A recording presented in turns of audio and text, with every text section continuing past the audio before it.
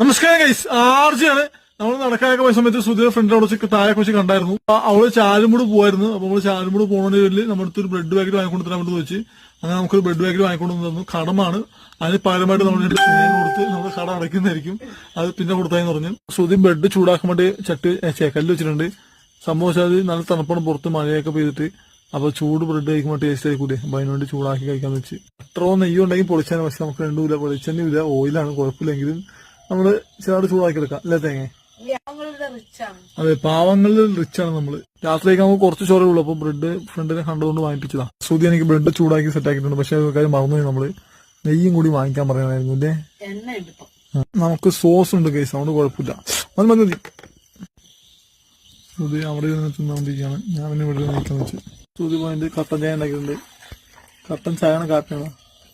Case ഉണ്ടായിരുന്ന കുറച്ച് ചോറ് സുധി പ്ലേറ്റ് വിളമ്പിട്ട് എടുത്തിട്ടുണ്ട്.